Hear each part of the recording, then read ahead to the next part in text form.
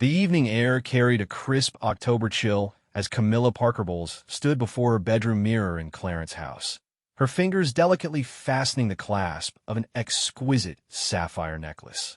The deep blue stones caught the light from the crystal chandelier above, creating tiny starbursts that danced across her reflection. She paused, admiring how perfectly the piece complemented her midnight blue evening gown, but something nagged at the back of her mind, a whisper of uncertainty she couldn't quite place. Charles emerged from his dressing room, adjusting his white bow tie with practiced ease. At 74, the king still cut an impressive figure in his formal attire, his silver hair perfectly styled, and his bearing every inch the monarch he had become just over a year ago. His eyes immediately found Camilla in the mirror, and, for a moment, his expression shifted, barely perceptible to anyone who didn't know him as intimately as she did. "You look absolutely radiant, my dear," he said, his voice warm, but carrying an undertone she couldn't interpret. His gaze lingered on the necklace, and she noticed the slight tightening around his eyes. "That piece is particularly striking tonight." Camilla turned to face him fully, her hand unconsciously rising to touch the sapphires at her throat. "Do you think it's appropriate for the gala? I wanted something that would complement the dress without overshadowing the event itself." She studied his face carefully, noting the way his jaw had tensed almost imperceptibly. The Cancer Research Foundation Gala was one of the most significant charitable events of the autumn social season, and as the new queen consort, Camilla felt the weight of expectation more keenly than ever. Every choice she made, from her speech to her jewelry, would be scrutinized by the press and public alike. The foundation held special meaning for both of them, given their personal experiences with the disease, and she wanted everything to be perfect. Charles moved closer, his reflection joining hers in the ornate mirror. "It's beautiful," he said carefully, his diplomatic training evident in his measured tone. "The sapphires are particularly fine. Where did you acquire such an exquisite piece?" The question hung in the air between them, and Camilla felt a flutter of something. Guilt? Anxiety? She couldn't name the emotion, but it settled uncomfortably in her chest. "I found it in one of the jewelry vaults at Buckingham Palace," she said, her voice perhaps a touch too casual. "There are so many pieces there that haven't seen the light of day in years. I thought it deserved to be worn to such an important occasion." What she didn't say, what she couldn't bring herself to admit, was that she had been searching for something specific when she discovered the necklace. Hidden away in a velvet-lined case, buried beneath layers of other pieces, it had called to her immediately. The craftsmanship was extraordinary, clearly the work of a master jeweler, and the stones were of such quality that they seemed to glow with their own inner light. She had assumed it was one of the many pieces that had been gifts to the royal family over the years, forgotten and unused. Charles's reflection seemed to study her more intently, though his expression remained carefully neutral. "The vaults contain many treasures," he agreed, "some with quite specific histories." There was something in his tone that made her turn to face him directly, searching his face for clues to his meaning. "Is there something particular about this piece I should know?" she asked, her fingers still resting against the cool stones. "If it has some significance I'm unaware of, perhaps I should choose something else." For a moment, Charles seemed to wrestle with something internal. His love for Camilla was absolute. That much was clear in every gesture, every glance. But there were shadows in his eyes that spoke of complicated loyalties and painful memories. "No," he said finally, his voice gentle but firm. "You should wear what makes you feel confident and beautiful. Tonight is about the foundation's work, not about the past." The past. The words seemed to echo in the room, carrying with it the weight of everything unspoken between them. Camilla had learned, over the years, that there were some territories in their relationship that required careful navigation. The ghosts of previous lives, previous loves, previous choices that had shaped them both into the people they had become. Their driver knocked softly on the bedroom door, informing them that the car was ready. The Royal Opera House awaited, along with 500 of Britain's most prominent citizens, all gathered to support cancer research. The evening would be filled with performances, speeches, and the kind of carefully choreographed social interaction that was the backbone of royal charitable work. As they descended the stairs of Clarence House together, Camilla's mind wandered to the months since Charles's coronation. The transition from Duchess of Cornwall to Queen Consort had been smoother than she had dared hope, but it came with challenges she was still learning to navigate. Every public appearance was analyzed, every fashion choice debated, every word she spoke examined for hidden meaning. The British public had largely embraced her, but she knew there were those who still questioned her place in the royal family. The Bentley waited in the courtyard, its deep maroon paint gleaming under the security lights. As Charles helped her into the car, she caught another glimpse of the necklace in the window's reflection. The sapphires seemed to pulse with life in the darkness, and, again, that nagging sense of unease touched the edges of her consciousness. During the drive through London's evening traffic, Charles was unusually quiet. He often used travel time to discuss the evening's agenda or to share observations about the people they would meet, but tonight he seemed lost in thought. His hand found hers in the darkness of the car's interior, his thumb tracing gentle circles over her knuckles, a gesture of affection and support that had become second nature to them both. "Are you nervous about this speech?" he asked softly, though something in his tone suggested that wasn't what was truly occupying his thoughts. Camilla considered the question. She would be presenting a major donation to the foundation on behalf of the royal family, as well as speaking about the personal impact cancer research had on their lives. It was important work that mattered deeply to her, but the speech itself didn't concern her unduly.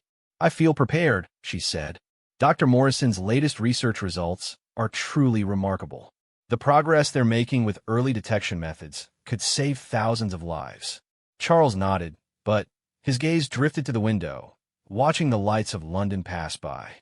"The Foundation has been fortunate to have such dedicated researchers," he agreed.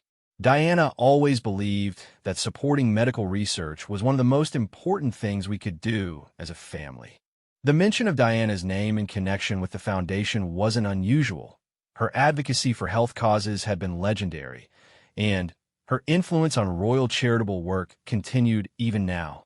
But something about the way Charles said it, combined with his earlier reaction to the necklace, made Camilla's stomach tighten with apprehension.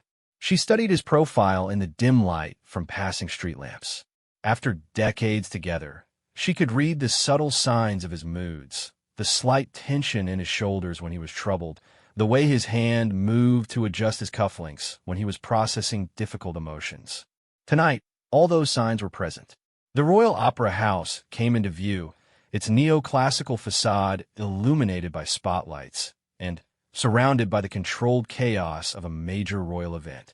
Police barriers held back small crowds of royal watchers, while photographers positioned themselves for the perfect shot. Red carpet stretched from the street to the entrance, flanked by cancer research advocates and Foundation officials who would greet them upon arrival. "Whatever the evening brings," Camilla said quietly, squeezing Charles's hand, "we'll face it together. We always do." Charles turned to meet her eyes, and for a moment, the love and gratitude there was overwhelming. But beneath it, she saw something else, a sadness, perhaps, or the weight of knowledge he wasn't ready to share. "Yes," he said simply.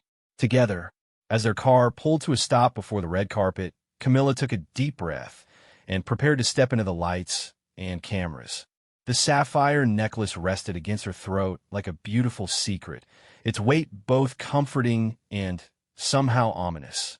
She had no way of knowing that within hours, that beautiful secret would become the center of a storm that would test everything she thought she understood about her place in the royal family. The car door opened, and the sound of cameras clicking filled the air. Charles stepped out first, his practiced smile firmly in place, before turning to offer his hand to help her from the car. As Camilla emerged into the bright lights, the sapphires at her throat caught the photographer's attention immediately, sparkling like captured starlight against her elegant gown. She had worn the necklace to feel confident and beautiful, as Charles had suggested. She had no idea that every photograph taken that evening would later be studied with the intensity of historical documents, or that the piece of jewelry she had chosen so carefully would become the subject of headlines across the world. The evening stretched ahead of them, full of promise and unknown challenges, while the weight of the sapphires against her throat seemed to grow heavier with each step toward the Opera House entrance. The Royal Opera House buzzed with anticipation as Britain's most influential citizens gathered for the Cancer Research Foundation Gala. The grand foyer, with its soaring ceilings and crystal chandeliers, provided an elegant backdrop for the evening's festivities. Camilla moved through the crowd with practiced grace, her midnight blue gown flowing like liquid silk as she paused to greet longtime supporters of the foundation. At her throat, the sapphire necklace caught the light with every gesture, drawing admiring glances and quiet compliments from fellow guests. Lady Margaret Thornberry, a prominent patron of several medical charities, approached with her characteristic warm smile. "Your Majesty, you look absolutely divine this evening. That necklace is simply breathtaking. I don't believe I've seen it before." "Thank you, Lady Margaret," Camilla replied, her hand moving instinctively to touch the stones. "I discovered it among the crown jewels and felt it deserved an evening out." The explanation felt natural enough, but she noticed how Charles, engaged in conversation with the Foundation's board members nearby, seemed to stiffen slightly at her words. Dr. Sarah Morrison, the Foundation's lead researcher, joined their small group, her eyes bright with enthusiasm as she discussed the latest developments in cancer treatment protocols. "The early detection methods we've developed with the royal family support are showing remarkable success rates," she explained.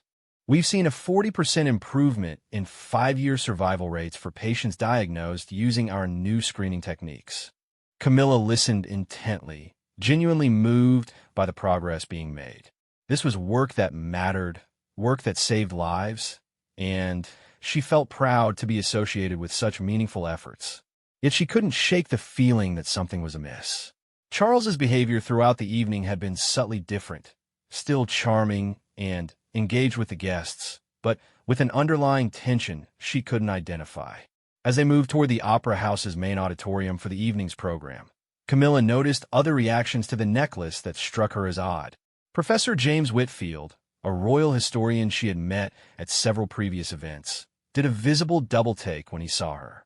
His wife, Emma, whispered something urgently in his ear, and both looked at Camilla with expressions that seemed almost shocked. "Is everything all right?" Camilla asked as she approached them, concerned by their obvious discomfort. Professor Whitfield recovered his composure quickly, though his smile seemed strained. "Of course, Your Majesty. My apologies. Emma was just commenting on your stunning jewelry. The craftsmanship is extraordinary."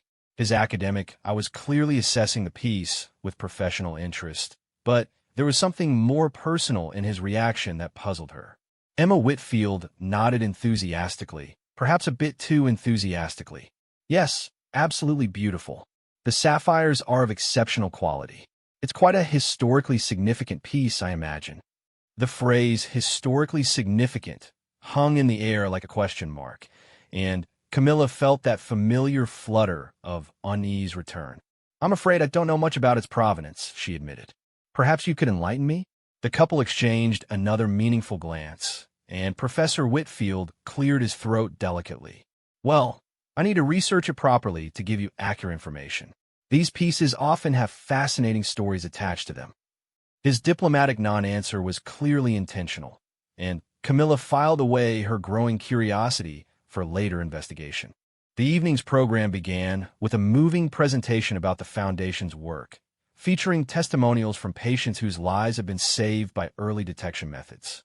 Charles delivered the opening remarks with his characteristic passion for the cause, speaking eloquently about the importance of continued research and the hope it provided to families facing cancer diagnoses. When Camilla took the podium to present the royal family's substantial donation to the foundation, she felt the familiar surge of purpose that came with meaningful charitable work. "The battle against cancer affects us all," she said, her voice carrying clearly through the auditorium. "Every family has been touched by this disease in some way, and the work being done by Dr. Morrison and her team represents hope for millions of people worldwide." As she spoke, she was aware of the photographers capturing every moment, the flash of cameras creating brief moments of brilliant light throughout the darkened auditorium. The sapphire necklace would feature prominently in tomorrow's coverage, she knew, and she hoped it would draw attention to the Foundation's important work rather than overshadowing it.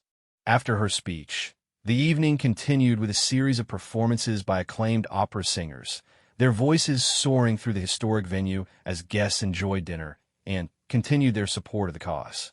Camilla found herself seated between Charles and Lord Phillips, the Foundation's chairman, discussing future initiatives and fundraising plans. The response to tonight's appeal has been extraordinary, Lord Phillips reported. We've already received commitments totaling over £2 million, and the evening isn't over yet. The royal family's continued support makes such a tremendous difference in our ability to attract other major donors. Charles smiled warmly at the news. The work you're doing saves lives. It's an honor to support it in any way we can. But even as he spoke the gracious words, Camilla noticed his gaze returning repeatedly to her necklace, and she began to wonder if there was something about the piece he wasn't telling her. During the intermission, as guests mingled and continued their conversations about cancer research and charitable giving, Camilla excused herself for a moment of privacy.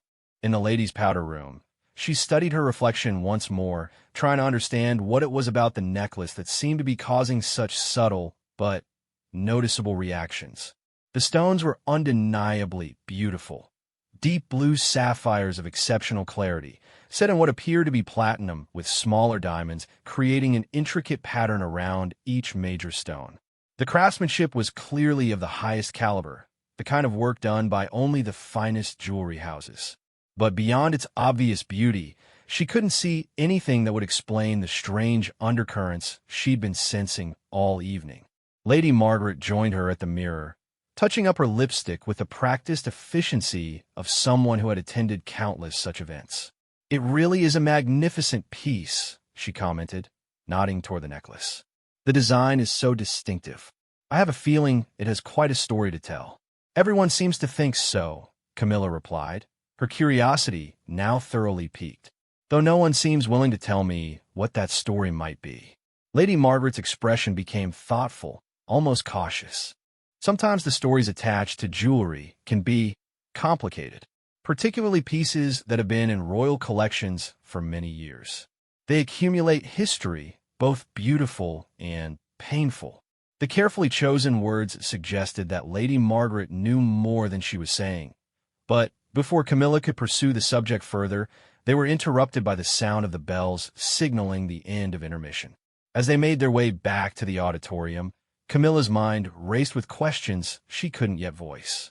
The second half of the evening featured a special performance by the Royal Opera's principal soprano, her powerful voice filling the historic space with music that seemed to touch something deep in every listener's soul. Camilla found herself moved almost to tears by the beauty of the performance.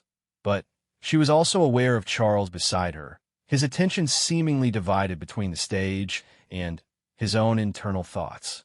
When the performance ended and the final speeches had been delivered, the gala began to wind down. Guests lingered, reluctant to end an evening that had been both emotionally moving and tremendously successful for the Foundation. The final fundraising total exceeded £3 million, a record for the annual event and a testament to the continued generosity of supporters. As they prepared to leave, Dr. Morrison approached them one final time, her face glowing with satisfaction and gratitude. "I cannot thank you enough for your support tonight," she said. "The funds raised this evening will allow us to expand our research program significantly. We're on the verge of breakthroughs that could revolutionize cancer treatment." "That's exactly what we hope to hear," Camilla replied warmly, genuinely pleased by the evening's success. "Please keep us informed of your progress. We're eager to support the work in any way we can." As they waited for their car to be brought around, Professor Whitfield approached them once more, this time with a slightly different energy. "Your Majesty," he said to Camilla, "if you'd like, I'd be happy to research the history of that particular piece for you. It would be my pleasure to provide you with any information I can find about its provenance." Charles answered before Camilla could respond. "That's very kind of you, Professor, but I don't think that will be necessary. The piece speaks for itself beautifully. His tone was polite, but firm, and Camilla noticed how he seemed to be subtly steering the conversation away from detailed historical investigation. The ride back to Clarence House was quiet, both of them processing the evening's events and the success of the fundraising effort. The London streets were less busy now, the city settling into its late-night rhythm as they traveled through familiar neighborhoods toward home. The evening was quite successful, Charles said finally, breaking the comfortable silence between them. The foundation will be able to do remarkable work with the funds raised tonight. It was wonderful to see such generosity, Camilla agreed. Dr. Morrison's research really is groundbreaking. The difference it could make in survival rates is extraordinary. She paused, then added carefully, though I couldn't help but notice some interesting reactions to the necklace. Several people seemed to recognize it. Charles was quiet for a long moment, his expression thoughtful in the dim light of the car's interior. Beautiful jewelry often draws attention, he said eventually, particularly pieces with such exceptional stones. It wasn't really an answer, and they both knew it. But as their car turned into the gates of Clarence House, Camilla decided that whatever questions surrounded the necklace could wait until morning. The evening had been a success. The foundation had received crucial support, and she felt satisfied with her role in making it all possible. She had no idea that while they had been enjoying an evening of music and charitable giving, photographs of her wearing the sapphire necklace were already being transmitted around the world, and that by morning, those images would spark a media firestorm that would force long-buried secrets into the harsh light of public scrutiny. The first pale light of dawn was filtering through the heavy curtains of Clarence House when Charles's private secretary knocked urgently on the bedroom door. It was barely 6 in the morning, far earlier than the usual wake-up call, and the insistence of the knocking suggested something significant had occurred overnight. Camilla stirred as Charles rose to answer the door, pulling on his dressing gown with the practiced efficiency of a man accustomed to unexpected early morning summons. She could hear urgent, whispered conversation in the hallway, though the words were too muffled to understand clearly. The tone, however, was unmistakable. There was crisis in those whispered exchanges. When Charles returned to the bedroom, his face was grave, and he was carrying a tablet displaying what appeared to be news websites. "I'm afraid we have a situation developing," he said quietly, sitting on the edge of the bed beside her. "The photographs from last night have created quite a stir in the press." Camilla sat up, suddenly, fully awake despite the early hour. "What kind of stir?" she asked, though something in his expression told her she might not want to know the answer. Charles handed her the tablet, and she found herself looking at a series of high-resolution photographs from the gala. In each image, the sapphire necklace was prominently featured, the stones catching the camera's flash and creating an almost ethereal glow against her evening gown. The photography was beautiful. Actually, she looked elegant and confident, every inch the queen consort in an important charitable event. "They're lovely photographs," she said, confused by the gravity of Charles's expression. "I don't understand what the problem might be." "Look at the headlines," Charles said softly, his voice carrying a weight that made her stomach clench with apprehension. She scrolled down to read the text beneath the images, and her breath caught in her throat. "Queen Consort wears late princess's sapphires to gala. Camilla dons Diana's necklace for cancer charity event. Royal jewelry controversy. Camilla spotted in Diana's famous sapphires." The words seemed to blur together as she read headline after headline, each one more sensationalized than the last.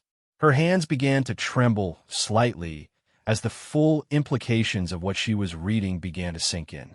The necklace, the beautiful, mysterious piece she had chosen so carefully for the gala, had belonged to Diana.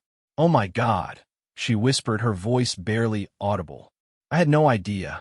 Charles, I swear to you, I had absolutely no idea this was Diana's necklace." Charles moved closer to her, his arms sliding around her shoulders in a gesture of comfort and support. "I know you didn't," he said gently. "I could see your genuine confusion last night when people were reacting to it. You would never have worn it if you had known." The relief she felt at his understanding was quickly overshadowed by the magnitude of what had happened. She had worn Diana's jewelry, not just any piece, but apparently one that the press was already calling famous, to a major public event. The photographs would be everywhere by now, analyzed and discussed by royal watchers around the world. "Why didn't you tell me last night when you recognized it?" she asked, scrolling through more articles, each one seeming to dissect her choice with increasing intensity. "You clearly knew what it was." Charles was quiet for a long moment, his hand gently stroking her shoulder as he considered his answer. "I was trying to decide what the best course of action would be," he said finally. "Once we were already at the event, with photographers present, I felt that drawing attention to it would only make the situation worse. I hoped that perhaps it wouldn't be noticed, or at least not identified immediately." The hope had been naive, they both realized now. Royal jewelry was documented extensively by experts and enthusiasts alike. A piece as distinctive as the sapphire necklace would have been identified within hours of the first photographs appearing online. Camilla continued reading, her heart sinking with each new detail she discovered. The necklace had been a wedding gift to Diana from the Spencer family, made by Gerard using sapphires that had belonged to Diana's grandmother. It had been one of her favorite pieces, worn to numerous high-profile events throughout the 1980s and early 1990s. There were dozens of archived photographs showing Diana wearing the necklace to state dinners, charity events, and royal tours around the world. "The press is calling it Diana's signature sapphires," Camilla said, her voice hollow with distress. "They're saying it was one of her most beloved pieces. How did I not know about this? How did something so significant end up mixed in with other jewelry in the vault?" Charles reached for the tablet, gently taking it from her hands and setting it aside. The reorganization of royal jewelry after Diana's death was complicated, he explained carefully. Many pieces were returned to her family. Others were set aside for William and Harry's future wives, and some remained with the crown. Perhaps there was confusion about this particular piece's status. The explanation felt inadequate for such a significant oversight, and Camilla could see in Charles's expression that he knew it. There were layers to this story that she was only beginning to understand, and the complexity of navigating royal traditions around inherited jewelry was something she was still learning.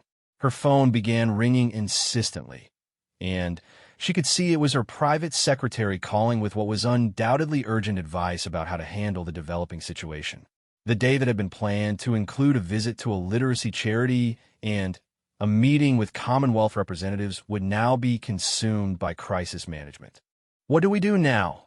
she asked, looking at Charles with an expression that mixed regret with determination. "How do we address this appropriately?" Before Charles could answer, there was another knock at the door. This time it was the unmistakable sound of multiple staff members gathering in the hallway. The full Royal Communications team was clearly mobilizing to address what had become a significant public relations challenge. Charles rose to speak with them, and Camilla could hear the familiar rhythm of crisis management beginning. Assessment of media coverage, preparation of official statements, coordination with various royal households to ensure consistent messaging. It was a routine she had witnessed before, but never as the central figure in the controversy. While Charles consulted with the staff, Camilla remained in bed, staring at the ceiling and trying to process what had happened. She had made an innocent mistake, choosing a beautiful piece of jewelry without understanding its significance. But the consequences were spiraling far beyond what anyone could have anticipated. The irony wasn't lost on her that she had worn the necklace to feel confident and beautiful, as Charles had suggested. Instead, she had inadvertently stepped into one of the most sensitive areas of royal family history, touching on wounds that she had thought were long healed. Her relationship with Diana's memory was something she had always tried to handle with the utmost respect and sensitivity. She understood that Diana would always hold a special place in the hearts of the British people, and she had never sought to replace or diminish that legacy. The accusation implicit in some of the morning's headlines, that she had somehow deliberately chosen to wear Diana's jewelry as a statement, was particularly painful because it was so far from her true intentions. Charles returned to the bedroom, his expression showing the strain of the consultations with his staff. The communications team is preparing a statement explaining that the choice of jewelry was unintentional and that appropriate steps will be taken to ensure such confusion doesn't occur in the future, he reported. They're also reaching out to William and Harry's offices to coordinate messaging. The mention of her stepsons added another layer of complexity to the situation. How would William and Harry react to seeing their stepmother wearing their mother's jewelry without their knowledge or consent? The photographs would be particularly difficult for them, she realized, potentially bringing up painful memories and reopening old wounds. I need to call them personally, she said, sitting up straighter with sudden determination. William and Harry need to hear from me directly that this was completely unintentional. They shouldn't have to learn about this from the press or official statements. Charles nodded approvingly. That's exactly the right instinct. Your genuine remorse and explanation will mean far more coming from you personally than from any official statement. The next hour passed in a blur of phone calls, meetings, and strategic planning. Camilla's conversation with William was awkward, but understanding. He could hear the genuine distress in her voice and appreciated her immediate outreach. Harry's response was more guarded, but he accepted her explanation and agreed that the situation had clearly been an honest mistake. Meanwhile, the story was gaining momentum across social media platforms, with royal watchers and critics alike weighing in on the significance of the jewelry choice. Some defended Camilla, pointing out that royal jewelry was meant to be worn and that she couldn't be expected to memorize the provenance of every piece. Others saw it as a troubling breach of protocol that demonstrated insensitivity to Diana's legacy. The most painful comments came from those who suggested that the choice had been deliberate, that Camilla had intentionally worn Diana's necklace as some kind of statement about her position in the royal family. These accusations struck at the heart of her deepest insecurities about her role and her relationship with the royal family's complex history. As the morning progressed, it became clear that this would not be a story that disappeared quickly. The combination of royal family drama, Diana's enduring popularity, and the visual impact of the photographs had created perfect conditions for sustained media attention. The charity work that had been the actual purpose of the previous evening, the successful fundraising for cancer research, was already being overshadowed by the jewelry controversy. Dr. Morrison called personally to express her support for Camilla and to emphasize that the foundation was grateful for the royal family's continued backing, regardless of what jewelry had been worn to the gala. By midday, Buckingham Palace had released an official statement confirming that the Queen Consort had worn the necklace without knowledge of its specific provenance, and that procedures were being reviewed to prevent similar situations in the future. The statement was carefully crafted to acknowledge the mistake without amplifying the controversy, but it did little to quiet the growing discussion. Charles and Camilla's scheduled engagements for the day had been quietly adjusted to allow them to focus on managing the crisis, but it was becoming clear that they would need to address the situation more comprehensively. The story had taken on a life of its own, and reactive statements would not be sufficient to fully resolve the matter. As evening approached, Camilla found herself back in the same bedroom where the day had begun, though the sapphire necklace now sat in a jewelry box. No longer the beautiful accessory she had admired the night before, but instead a symbol of how quickly circumstances could change in royal life. The weight of public scrutiny felt heavier than usual, and she wondered how long it would take for this particular storm to pass. What she didn't yet realize was that the necklace controversy would prove to be just the beginning of a much more complex series of revelations about royal jewelry, family secrets, and the delicate balance of power within the monarchy itself. 3 days after the gala, as media coverage of the necklace controversy continued to dominate royal news cycles, Professor James Whitfield sat in his study at Cambridge University, staring at a thick file that had arrived by special courier that morning. The return address indicated it had come from the Royal Archives, and the accompanying letter bore the seal of the King's private office. The letter was brief, but significant. Professor Whitfield, His Majesty requests that you compile a comprehensive historical analysis of the sapphire necklace recently worn by Her Majesty, the Queen Consort. Please include all relevant documentation regarding its provenance, ownership history, and any related correspondence. Your discretion in this matter is appreciated and expected. What Professor Whitfield discovered in the archives over the following week would reshape everything the royal family thought they knew about Diana's jewelry and the complicated legacy of royal marriages. Meanwhile, at Clarence House, the immediate crisis management had given way to a deeper investigation into how the necklace had ended up in general circulation within the royal jewelry collection. Charles had asked his private secretary to conduct a thorough review of all jewelry transfers and cataloging that had occurred since Diana's death, hoping to understand how such a significant oversight had occurred. The results of that investigation were troubling. It appeared that in the months following Diana's funeral, when emotions were raw and administrative details seemed less important than grieving, several pieces of jewelry had been incorrectly categorized or misfiled. The sapphire necklace should have been set aside for William's future wife, according to Diana's wishes, but had instead been placed with general crown jewelry due to what appeared to be a clerical error. "It's worse than we thought," Charles told Camilla as they reviewed the preliminary findings. "There are at least 6 other pieces that were similarly mishandled.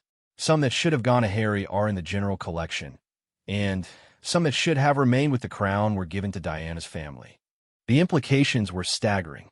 For over 25 years, jewelry had been worn, gifted, and displayed based on incorrect assumptions about ownership and intended inheritance.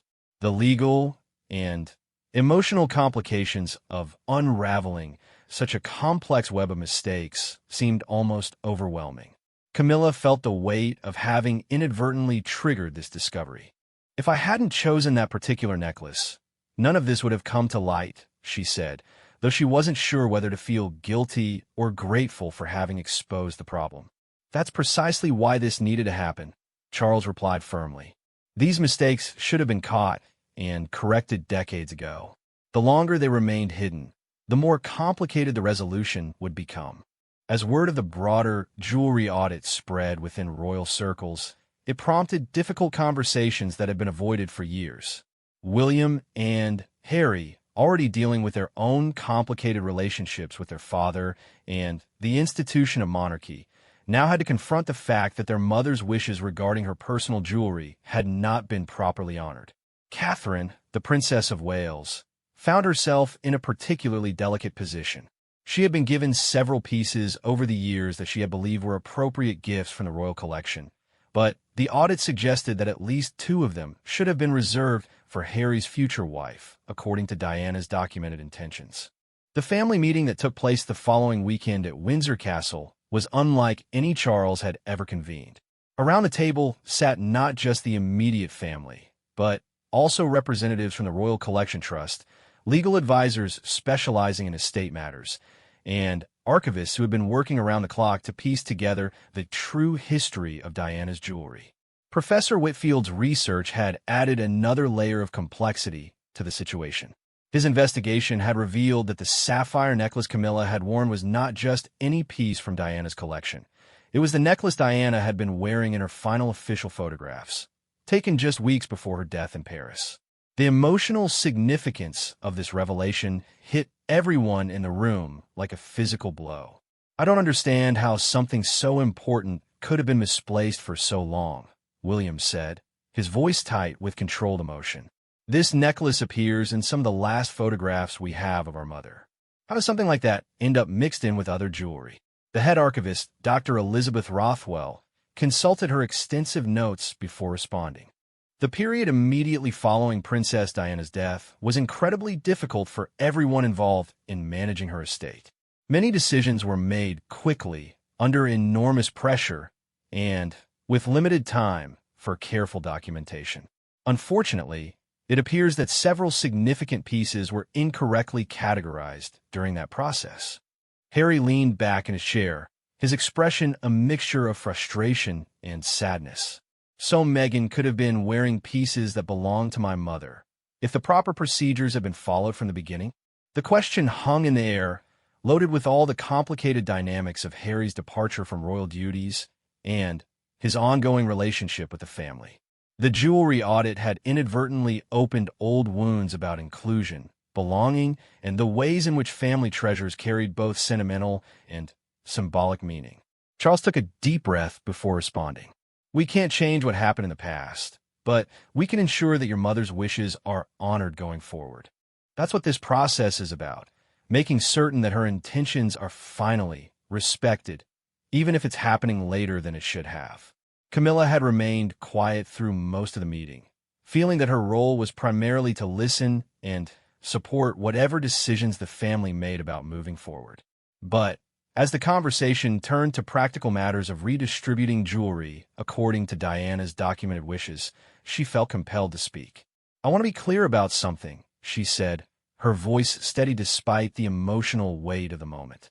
"I never want to cause pain for any of you, and I certainly never intended to wear something that held such deep personal significance. If there's anything I can do to help make this right, I'm completely committed to that process." Catherine reached across the table to squeeze Camilla's hand. "None of us blame you for this situation. If anything, we're grateful that it's finally come to light. These mistakes needed to be corrected, and now they can be." The practical work of redistributing the jewelry proved to be enormously complex. Each piece had to be researched individually, its provenance established, and its intended recipient identified based on Diana's written wishes and documented conversations. Some jewelry had already been given to people outside the immediate family, creating additional complications about whether and how to request returns. The emotional work was equally challenging. Each piece of jewelry carried memories and meanings that went far beyond monetary value. The sapphire necklace, in particular, had taken on almost mythical significance as the final piece Diana had worn to an official event before her death. The photographs of that last gala showed her radiant and confident, every inch the people's princess who had captured hearts around the world. For Camilla, seeing those final photographs of Diana wearing the necklace was profoundly moving. The princess had looked beautiful and serene, completely unaware that she had only weeks left to live. The weight of having unknowingly worn something so symbolically important felt overwhelming.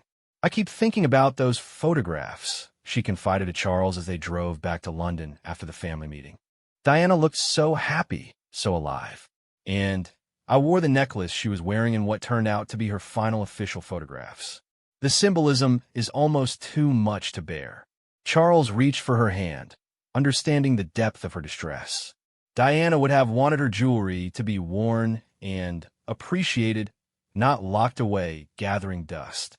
She believed beautiful things should bring joy to people.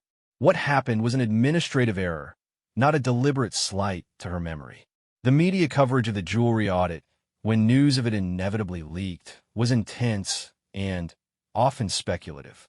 Royal commentators debated every aspect of the situation, from the original filing errors to the family's current efforts to correct them. Some praised the transparency of the audit process, while others used it as evidence of broader dysfunction within royal administrative systems.